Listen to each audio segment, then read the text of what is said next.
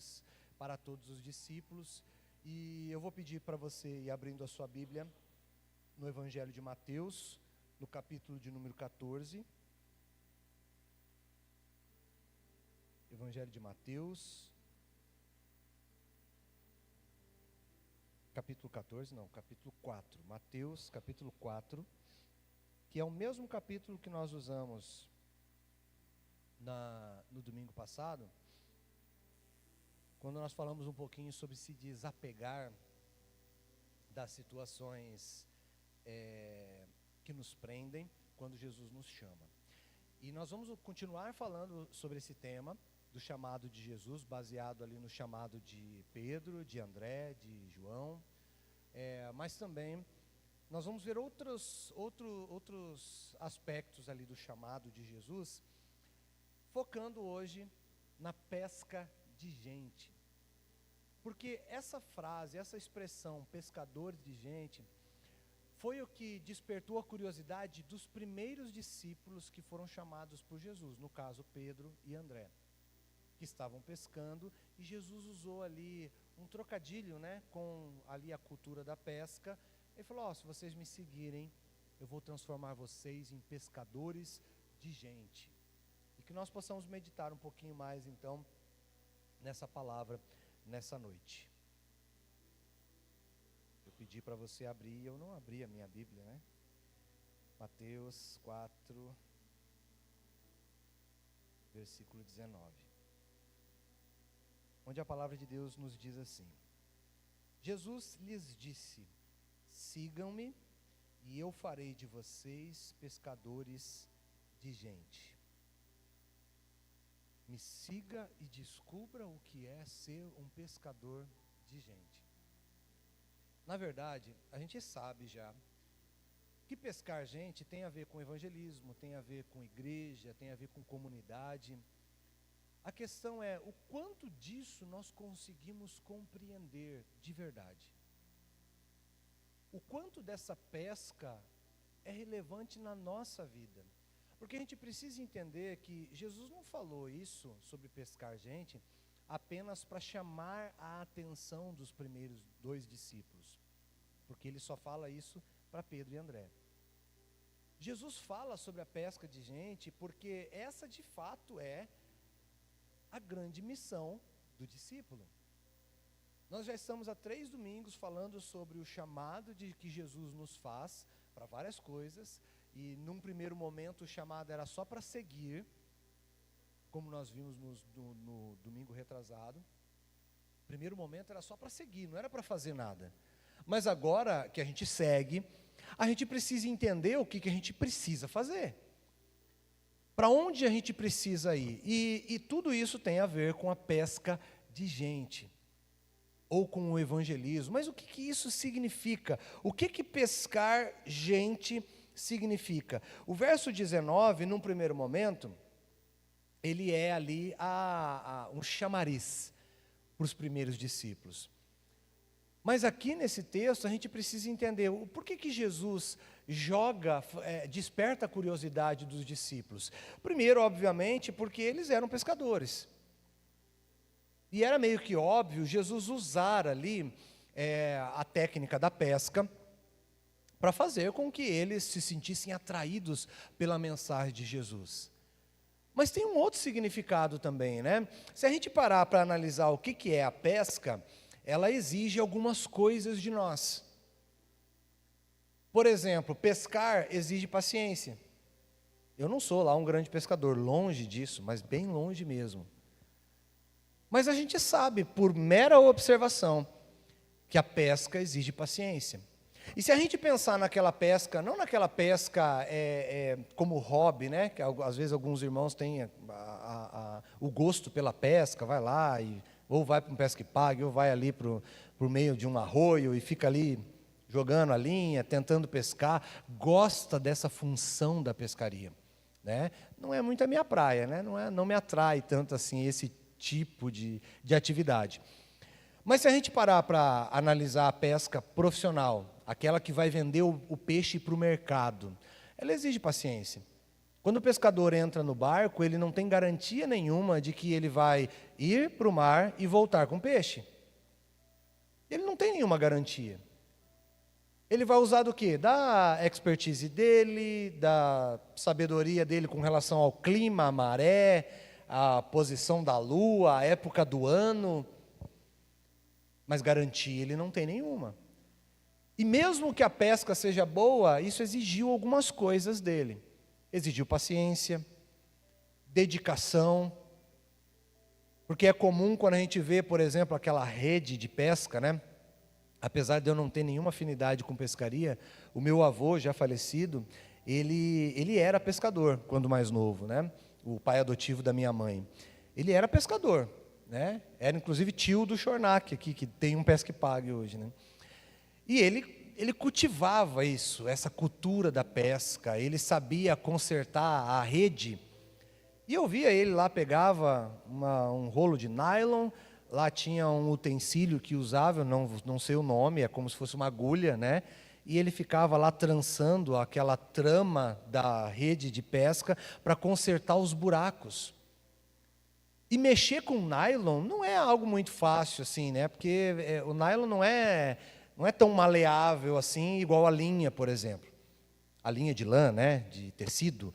Não, daí tem que ter ali uma técnica para dar um nó no lugar certo, para fazer o quadradinho ali da rede, para estender a rede sem enrolar ela no meio daquele emaranhado de nylon, né? E estende a rede, trança, ali tem que ter uma paciência, uma preparação, uma dedicação.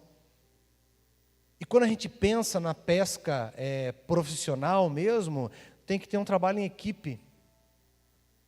Pescador que vive da pesca, ele depende dos seus companheiros. Ele não é aquela pesca solitária, que nem aquela pesca para desestressar. Que você pega uma varinha num pesque pague e fica lá sozinho na beira da água, pescando alguma coisa. Essa é aquela pesca amadora, para desestressar, para dar uma oxigenada na cabeça, no coração. Mas se a gente olha para a pescaria de verdade, o pescador não entra no barco sozinho. Ele trabalha em equipe. Ele tem pessoas que o ajudam, tem outros pescadores que estão no mesmo propósito que ele, que sabem consertar a rede, que sabem a importância que o peixe tem. O barco não é mais importante que o peixe, a linha não é mais importante que o peixe. O tipo de isca que ele vai usar não é mais importante do que o peixe. O objetivo do pescador é o peixe. A vida dele é em torno do peixe. Porque ele depende disso para viver, para sobreviver. Nós, como pescadores de gente, nós não dependemos de gente para sobreviver, isso é verdade. Talvez para sobreviver, a nossa maior dependência seja de nós mesmos. Porque é a gente que trabalha, é a gente que estuda, é a gente que faz, é a gente que age. Só que Jesus não está muito interessado naquilo que você faz, naquilo que você aprende, naquilo que você é capaz de fazer. Jesus está interessado na capacidade que eu e você temos de ouvir o chamado dele. Você quer ser pescador de gente? Você quer desenvolver paciência? Você quer aprender a ter dedicação? Você quer entender que a vida das pessoas é mais importante do que qualquer outra coisa que você saiba fazer? Pense na vida e na trajetória de Jesus. Para Jesus, a maior lição que ele nos demonstra não é o amor por nós. Num primeiro momento até por causa da cruz, por causa de João 3,16, porque Deus amou o mundo de tal maneira que entregou o seu único Filho para morrer pelos nossos pecados. Num primeiro momento mas a maior lição de Jesus é a preocupação dele com as pessoas. Ele não queria que as pessoas se convertessem ao ver ele. Ele queria solucionar o problema da vida das pessoas. O nosso maior problema é estar longe de Deus, e é esse problema que ele veio solucionar.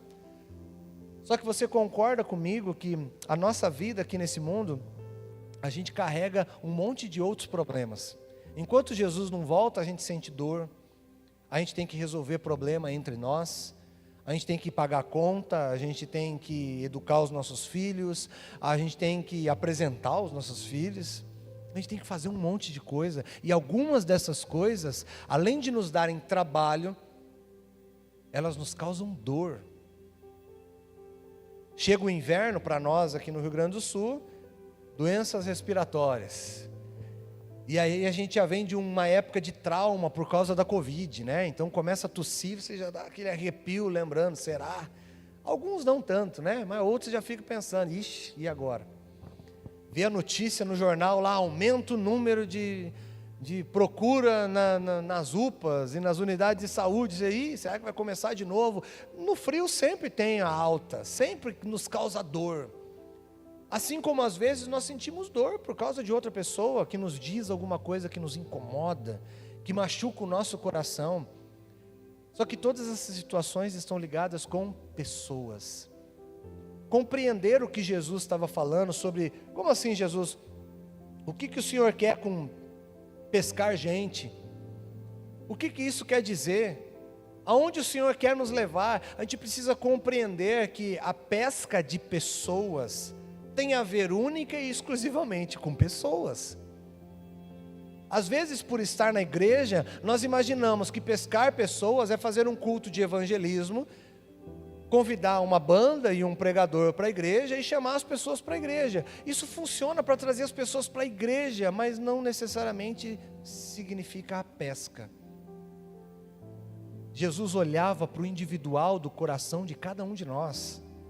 A pesca de Jesus não era tanto aquela metáfora da rede de pesca, mas sim da varinha, uma pesca completamente individual. Se você lê aí na sua Bíblia, no capítulo 4 do Evangelho de Mateus, você vai ver que o chamado de Jesus era praticamente específico para cada um dos seus discípulos. Como eu disse, o versículo 19, onde Jesus fala, se vocês me seguirem, eu vou transformar vocês em pescadores de gente. Eu vou ensinar vocês a pescar pessoas. Essa fala foi feita apenas para 2 dos discípulos que iriam se transformar em apóstolos. Foi feito só para 2. Os outros tiveram outras falas, outros tipos de chamado, porque Jesus enxerga a nossa individualidade. E quando a gente pensa em servir a Jesus, em estar no caminho com Ele, em se transformar em pescadores de pessoas, a gente precisa fazer como Ele fez. Nós precisamos olhar a individualidade daquelas pessoas que nos cercam. Aqui dentro, o fato da gente se reunir aqui dentro, já nos coloca aos pés do Senhor Jesus, já nos aproxima dEle. Mas quando a gente sai por aquelas portas, amanhã, segunda-feira, volta aquela rotina do dia a dia, é o trabalho, é a escola, é a família, são as nossas atividades. Quer chova, quer faça sol, vamos dizer assim, a nossa vida continua. E no nosso círculo de amizades, de companheirismo, tem muita gente, e muita gente que não ouviu sobre Jesus de verdade. Conhece um Jesus da história, conhece um Jesus da cruz, conhece o Jesus da série The Chosen, ou conhece o Jesus do filme lá, do Paixão de Cristo, né, para os mais antigos. Conhece esses Jesus. Mas Jesus, Ele é mais do que a história, é mais do que uma série, é mais do que um filme, é mais do que um objeto. Jesus, Ele é Deus, Ele se coloca diante de nós como nosso amigo. E quando a gente pensa na pesca, vamos dizer assim, a isca que nós deveríamos usar é esse Jesus. A questão é o quanto nós conhecemos desse Jesus, se muitas vezes nós temos dificuldade para entender o que é a pesca. E talvez muitos de nós aqui imaginam que pescar pessoas é trazer gente para a igreja. E isso é uma grande mentira. Pescar pessoas é aproximar corações de Cristo. Fica de tema para você durante essa semana, depois do capítulo 4, continua lendo o Evangelho de Mateus e vai contando os dias que os discípulos estão acompanhando Jesus, para você ver quando que eles vão se reunir como igreja, quanto tempo leva, e depois reflita quantos dias levou.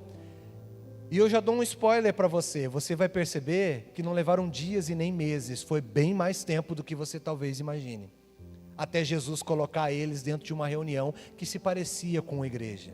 Porque a intenção de Jesus é se aproximar de você.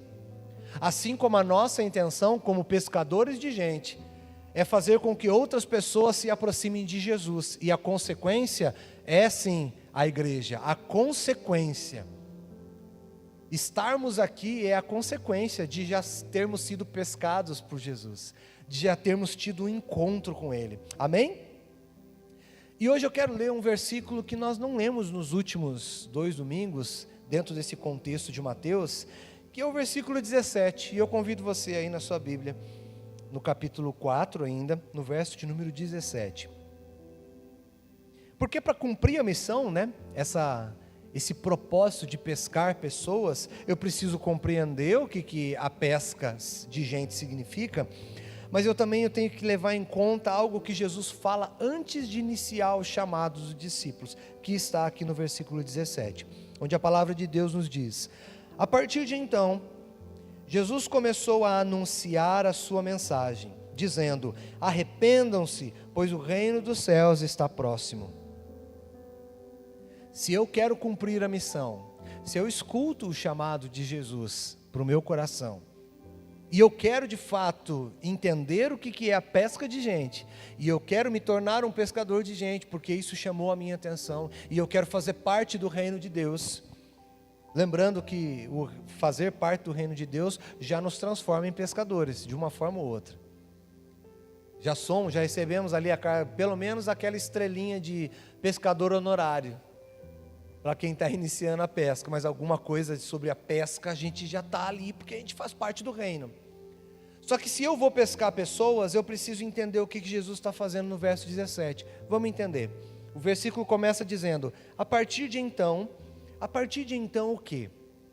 Antes de começar o seu ministério, Jesus, ele se retira para um tempo de consagração, ele é tentado pelo próprio diabo, ele vence a tentação, e aí ele procura João Batista para batizar ele.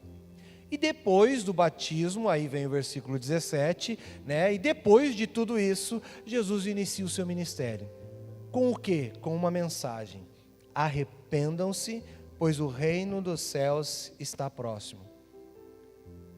A mensagem da nossa pescaria é o Evangelho. É um evangelho de arrependimento, é um evangelho de corações contritos, de corações quebrantados.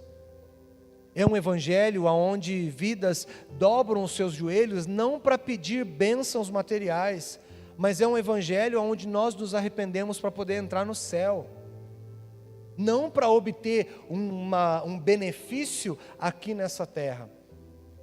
Eu sempre trago aqui a comparação de que o Deus que nós servimos, o Deus registrado na palavra, na Bíblia, ele não é um oráculo. E o que é um oráculo? Né? Em uma tradução é aquilo ou aquele objeto, né, que me diz algo sobre o que irá acontecer. Só que tem uma outra definição para oráculo, né, que é mais parecida com o gênio da lâmpada. Oráculo é aquele que me dá aquilo que eu quero. O nosso Deus, ele não é um oráculo em nenhuma das definições humanas. O nosso Deus é vivo, soberano, eterno. A palavra dele é mais eficaz do que as bênçãos que ele pode nos dar. Por mais dificuldade que a gente possa enfrentar nessa vida, ou por mais miséria que a gente possa experimentar, porque talvez a gente não entenda, ou graças a Deus, a gente não entenda assim completamente o significado de miserável. Porque por pior que alguém possa viver no nosso país, não tem como comparar, por exemplo, com a Somália. Você concorda comigo? Ou você vai tentar discordar, né? Só se você não sabe o que é a Somália, onde é Chifre da África e todas aquelas regiões de pirataria. Existem regiões no nosso planeta onde as pessoas vivem muito mal. E as pessoas vão morrer miseráveis. Vão morrer sem desfrutar nenhum décimo do que você já viveu na sua vida. E você pode olhar para a sua vida e falar: poxa, falta tanta coisa para mim, e talvez até falte. Se você olhar para dentro da sua vida, você vai olhar assim, nossa, tem tanta coisa que eu ainda quero. Eu quero muita coisa ainda. Eu quero ver o meu filho crescer, eu quero ver o meu filho se casar, eu quero ver, quero conhecer outras pessoas, eu quero fazer outras coisas, eu quero pular de paraquedas, né? Eu quero, né, sei lá, fazer alguma coisa diferente, andar de helicóptero também deve ser bem legal, eu nunca andei. Quero fazer um monte de coisa, são coisas materiais que não trazem salvação, mas eu quero. Talvez eu vá morrer e não vá ter feito nada dessas coisas. Só que a vida que eu vivi até aqui, talvez muita gente nessas regiões mais miseráveis, elas nem vão chegar perto de viver o pouquinho que eu já vivi. Por que eu estou falando tudo isso? Porque a mensagem do Evangelho não é para nos fazer viver bem aqui nessa terra. A mensagem do Evangelho é para a gente ouvir a palavra de Jesus falando para nós: arrependam-se, pois o reino dos céus está próximo. Ah, pastor, mas Jesus falou isso há mais de 2000 anos e ainda não chegou o reino dos céus. A questão é que você não sabe quando que vai vir. Eu não sei. Pode ser agora, pode ser amanhã, ou pode ser depois que eu morrer, depois que você morrer. A gente não sabe quando que o reino dos céus se aproximará de nós, quando que o nosso nome será chamado em meio às nuvens, a gente não sabe. Só que antes de descobrir quando que o reino dos céus chegará perto de nós, a gente precisa entender a primeira mensagem de Jesus: arrependam-se. Vamos supor que Jesus nessa noite, através do seu Espírito, revelasse para você quando exatamente se cumpriria o reino dos céus. O dia, a hora, o mês, o ano, tudo certinho. Mostrasse para você, te desse uma visão maravilhosa e você recebesse isso. Do que adianta você saber exatamente quando que Jesus voltará, quando que o reino dos céus será manifesto, se você não prestou atenção na primeira palavra que Jesus disse no início do seu ministério: arrependam-se. Do que adianta saber quando que o reino dos céus virá e eu ficar? Não adianta nada. Porque o objetivo da palavra de Jesus é para que a gente suba até os céus com Ele. O objetivo da mensagem de Jesus é que eu me arrependa, que eu reconheça que eu preciso dEle como meu único e suficiente Salvador, para que eu entre no céu. E a pescaria de gente que Jesus está falando aqui no Evangelho de Mateus, quando Ele chama os primeiros discípulos, tem tudo a ver com isso. Tem tudo a ver com a mensagem do Evangelho, tem tudo a ver com falar sobre o quanto Jesus é bom, mesmo que a sua vida seja ruim. O quanto Jesus é maravilhoso, mesmo que Ele não atenda às suas orações, porque o não de Jesus é uma resposta. O não de Deus para nós é uma resposta. Assim como quando alguém fala não para você, é uma resposta. Se você pergunta hoje: vamos comer alguma coisa em algum lugar? Vamos comer um X hoje? A pessoa vai te responder sim ou não. Se você me perguntar e for pagar, é sim, já adianto, né? Já, eis que te digo, é sim. Só que talvez você pode receber um não, e é uma resposta também. Pode ser que você talvez não queira ouvir o não de Deus, mas o não é importante, ele é bom. Às vezes é gostoso ouvir o não, termos limites. Ah, Senhor, eu queria tanto um carro. Não. Ah, porque Deus vai me livrar de um acidente. Não, não tem nada a ver com acidente, meu irmão, é porque você não sabe administrar a sua carteira. Por isso que Deus não te dá um carro, é só por isso. Não fica inventando coisa, não, Deus está me livrando da morte, Deus, não, tem a ver com você faz muita conta, você tem muito cartão, você tem muito empréstimo, você tem muita coisa aí para acertar na sua vida, é por isso que você não vai ter um carro. Não tem a ver com o livramento da sua vida, né? Se a gente for pensar nisso, não faz nem sentido Deus falar uma coisa dessa, porque Paulo já diz, olha, viver é lucro, morrer é o meu objetivo. O que importa ali é eu estar com Jesus. Se eu chegar lá, está tudo certo. Tudo que eu viver aqui, é só bônus. É só bônus. Porque o que importa é entender a primeira palavra que Jesus disse para nós quando inicia o seu ministério: arrependam-se. E não só entender, mas dar importância para essa mensagem. Priorizar essa mensagem na minha vida, na sua vida e na vida daquelas pessoas que irão ouvir essa mensagem. Uma mensagem de arrependimento, uma mensagem de um Deus que nos amou e por isso Jesus veio. Porque Ele se preocupa com a nossa vida antes de qualquer coisa. Ah, pastor, mas quer dizer então que eu não vou receber a minha bênção? Eu não sei. Como eu disse, Deus não é um oráculo. Ele é o teu amigo. Você já perguntou para Ele? Você já perguntou para Ele quanto tempo vai demorar para que você receba aquilo que você tanto busca? Ah, eu perguntei, mas Deus ficou em silêncio. Opa! Se você chegou à conclusão de que o Deus que você estava conversando com Ele ficou em silêncio, isso também é uma resposta. Se você pergunta algo para alguém e aquela pessoa fica em silêncio, aquilo não vai te incomodar? Não vai fazer você perguntar: ué, você não vai falar nada? Não é essa a nossa atitude?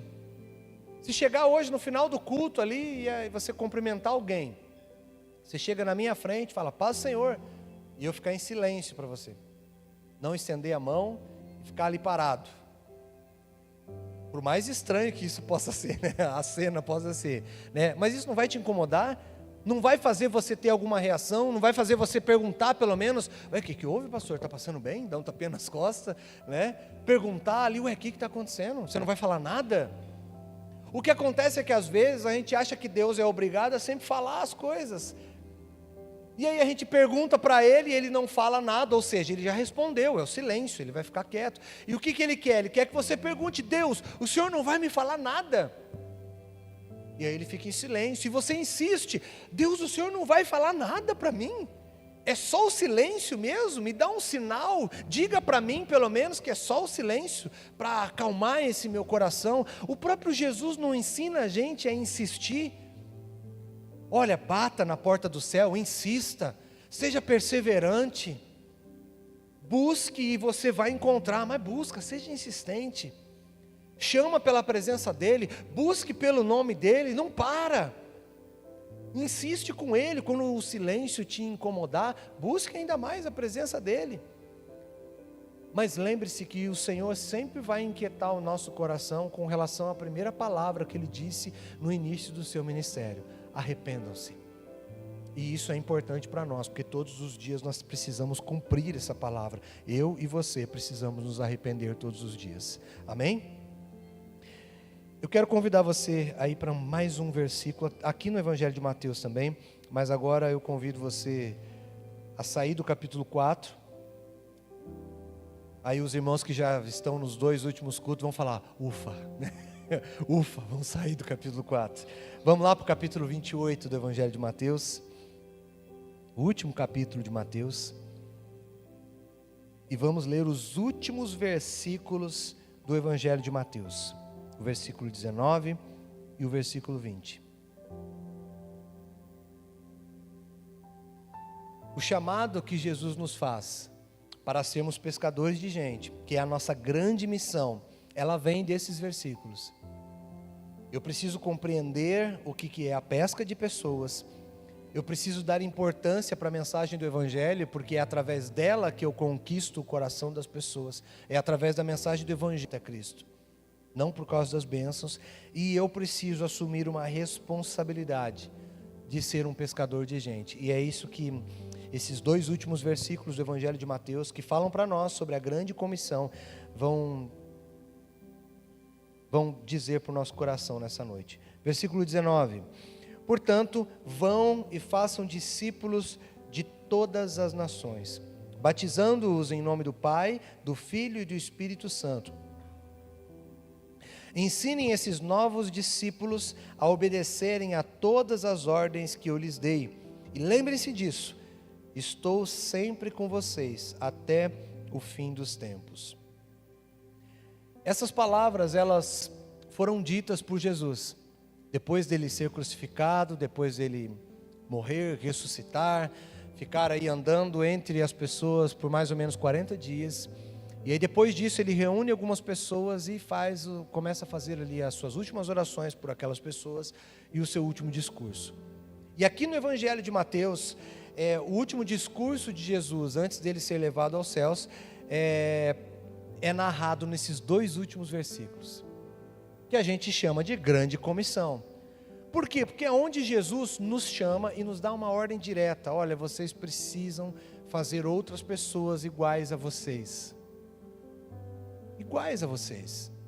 Se você acredita em Jesus, você precisa fazer uma outra pessoa igual a Jesus. Igual a você. Porque o objetivo é que você seja igual a Jesus. Ide por todo mundo, façam discípulos, batizem eles em nome do Pai, do Filho e do Espírito Santo, e ensinem esses novos discípulos a obedecerem tudo que vocês aprenderam. E no meio de tudo isso existe uma grande responsabilidade. Ouvir o chamado de Jesus tem uma implicância direta na responsabilidade. Eu preciso assumir a responsabilidade de me tornar, em algum momento, um grande pescador de pessoas. Um grande evangelista, uma grande evangelista. Talvez você nunca vai ter vamos dizer assim, a liberdade, né? Ou será desinibido o bastante para subir aqui na frente, pegar um microfone e conduzir uma mensagem, e não tem problema nenhum. Quando Jesus faz a grande comissão, nem existia microfone. Estavam muito longe da humanidade inventar o microfone, muito longe, muito, muito longe. A grande comissão, ela não é para a igreja e a instituição, ela é para pessoas. Façam discípulos iguais a vocês. E veja bem, nos outros evangelhos a gente tem números. Quando Jesus começa a pronunciar isso e é levado aos céus, o número de pessoas que ouve essas mensagens de Jesus, as últimas mensagens dele, depois de ressurreto, era de aproximadamente 500 pessoas, que estavam ali ouvindo Jesus falar. Ide por todo mundo, façam discípulos e ensinem esses discípulos iguais, que eles se tornem iguais a vocês, ensinem eles a obedecerem tudo que vocês ouviram de mim, façam discípulos, batizem esses discípulos. 500 pessoas estavam ouvindo essa mensagem. 500 pessoas estavam vendo Jesus com as marcas nas mãos, com as marcas nos pés, estavam tendo aquele vislumbre da glória de Jesus ressurreto, já com um corpo glorificado. 500 pessoas ouviram Jesus falar, ide por todo mundo. Passou um pouco tempo depois, mais ou menos 30 dias, essas 500 pessoas se resumiram em 120 pessoas. 120 pessoas. De 500 para 120 é muita diferença. É muita diferença. Essas 120 pessoas se reúnem ali no início do livro de Atos. E iniciam ali a trajetória da igreja.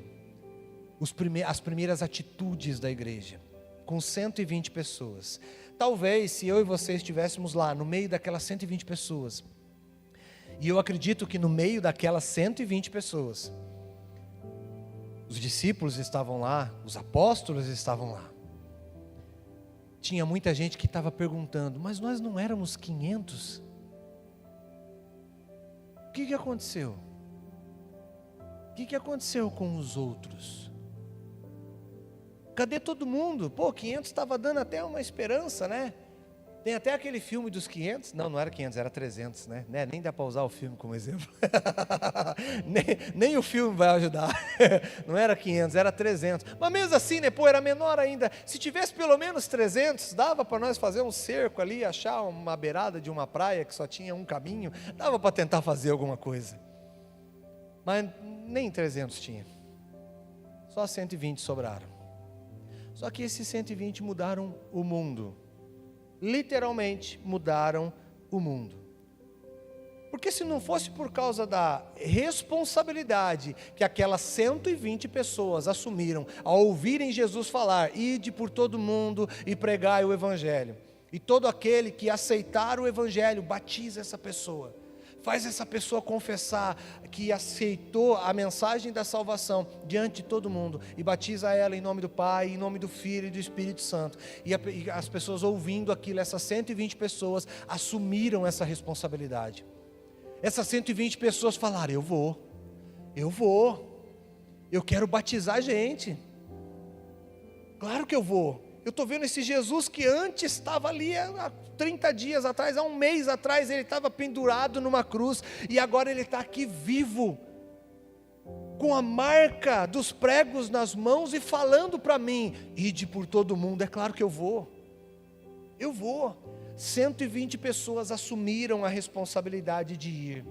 120 pessoas estavam ali diante de Jesus, ouvindo ele falar: ensinem essas pessoas tudo que vocês têm ouvido. Ensinem essas pessoas a me obedecerem. Ensinem esses discípulos. Que todo aquele que se batizar, que seja um discípulo teu. Que você ensine eles a me obedecer. 120 pessoas falaram: sim, eu vou, claro que eu vou. As outras são as outras. Talvez as outras precisavam de mais tempo. Talvez alguns de nós estão dentro dos outros ainda. Só que depois que aqueles 120 foram, muitos outros começaram a vir. Depois que os 120 se reuniram e foram responsáveis o bastante pela mensagem do Evangelho, outros vieram. Um desses 120 era o famoso Pedro. Aquele mesmo Pedro que andou sobre as águas e afundou. Aquele mesmo Pedro que falou para Jesus: não, Jesus, no meu turno ninguém vai prender o Senhor. Enquanto eu estiver vivo, não. O mesmo Pedro que Jesus falou: olha, você tem que ser forte, porque eu vou morrer. Não, o Senhor não vai morrer. Pedro, você está possuído pelo diabo, dá licença. Eu preciso morrer, você não entendeu isso. Eu preciso morrer. Aquele mesmo Pedro que chorou amargamente quando o galo canta e ele se lembra que ele tinha negado Jesus 3 vezes. Mas esse Pedro estava no meio das 120 pessoas que assumiram a responsabilidade de ser um pescador de gente. Que quando Jesus falou: ide por todo mundo, Pedro falou: eu vou. E agora, Jesus, o galo pode cantar, porque eu não vou estar te negando, eu vou estar falando. Pois bem, esse Pedro, que estava ali no meio das 120 pessoas reunidas no início do livro de Atos, esse Pedro sai dessa reunião empoderado pelo Espírito Santo de Deus, chega no centro da cidade e começa a falar. E as pessoas começam a ouvir um pescador, começa a questionar: mas esse não era o pescador? Esse não era o Pedro que estava lá pescando? Lembra do chamado de Pedro no Evangelho de Mateus, no capítulo 4, no versículo 18 e 19, que eu já estou há 3 domingos falando sobre ele. Lembra do chamado de Pedro? Sigam-me e eu vou transformar vocês em pescadores de gente. Pedro permaneceu no meio das 120 pessoas que assumiram a responsabilidade de pescar pessoas. E no final, ou melhor, no início de Atos, onde que estava Pedro? No meio da cidade. Como o quê? Como pescador de gente. De gente. E agora eu não me engano, mas foram alguns milhares que se converteram na primeira pregação desse pescador. Se batizaram. Pedro estava ali, assumindo a responsabilidade de fazer o quê? Ide por todo mundo, pregai o Evangelho, pregai a mensagem da salvação, e todo aquele que aceitar essa mensagem, você batiza ele. O que Pedro estava fazendo? Pregando a mensagem, anunciando a salvação. E o gostoso é de ouvir, para você que já leu Atos, a mensagem de Pedro era o quê? Vocês se lembram daquele que vocês crucificaram? Daquele que vocês acharam que era apenas mais um homem? Vocês se lembram que ele não era apenas um homem? Então lembre-se que a mensagem dele era: arrependam-se. E hoje, mesmo depois dele ter morrido e ressuscitado, vocês continuam com a oportunidade de continuar ouvindo a mensagem dele: arrependam-se. Por causa dessa mensagem, as pessoas se arrependeram. Por causa dessa mensagem, Pedro se tornou ali, então, de fato, um pescador de gente. Pescou pessoas. A mensagem de Pedro não era para levar as pessoas para a igreja, não. Só que eu digo para você, as pessoas foram para a igreja.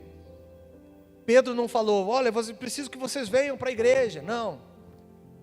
Eu me lembro que no início do ano, quando eu retornei para Viamão, muitos irmãos aqui da igreja, alguns até que nem estão mais aqui no nosso meio, estão congregando em outros lugares, mas estavam frustrados, porque a igreja está vazia, a igreja é isso, a igreja é aquilo, e a gente nunca foi uma mega igreja, a gente nunca teve um mundaréu de gente aqui, o objetivo parece que nunca foi esse, e de fato, né, a aglomeração talvez não seja o objetivo, nunca foi o objetivo de Jesus também, e talvez não era o objetivo de Pedro quando ele começou a pregar.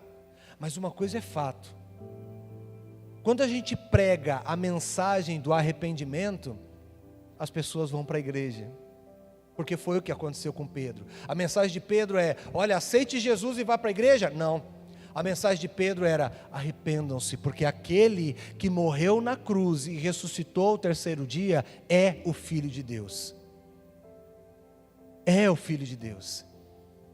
Essa era a mensagem de Pedro, era a mensagem que ele anunciava, e as pessoas queriam fazer o quê? Eu quero me batizar,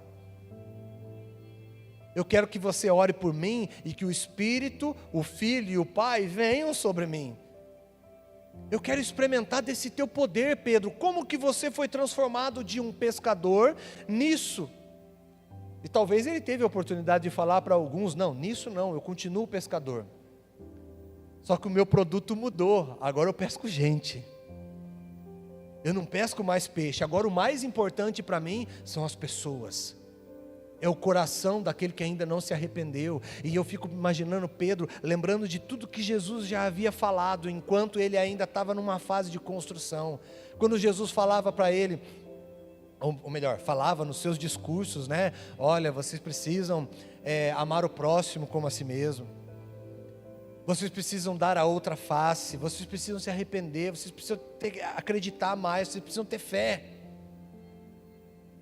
Quando Pedro afunda na água, e aí Jesus estende a mão e puxa ele, e o que Jesus fala? Né? Por que você não acreditou? E agora Pedro lembrando, puxa, por que eu demorei tanto para acreditar? Essas pessoas não podem mais demorar tanto. Eu vou pescar eles, e eu vou ensinar eles, e eu vou batizar eles, e eles serão discípulos melhores, porque agora eu tenho o Espírito Santo, agora eu estou obedecendo o que Jesus falou, ide por todo mundo, e pregai o Evangelho a toda criatura. Que eu e você, meu irmão, nessa noite, possamos sair ainda naquele espírito de ouvir o chamado de Jesus, mas sair daqui com aquele desejo de pertencer ao 120, com aquele desejo de fazer parte do grupo dos 120. Que a nossa oração seja, Senhor, eu quero estar ali no meio daqueles 120, eu não quero estar no meio daquele outro grupo que saiu, no meio daquele grupo que talvez precisou de mais tempo. Não, Senhor, eu sei que o Senhor vai alcançar, e talvez todas aquelas 500 pessoas, no final das contas, estavam ali junto com Pedro, iniciando a igreja, pregando o Evangelho, mas elas recuaram, depois voltaram, e a gente nem sabe direito como que aconteceu a história delas.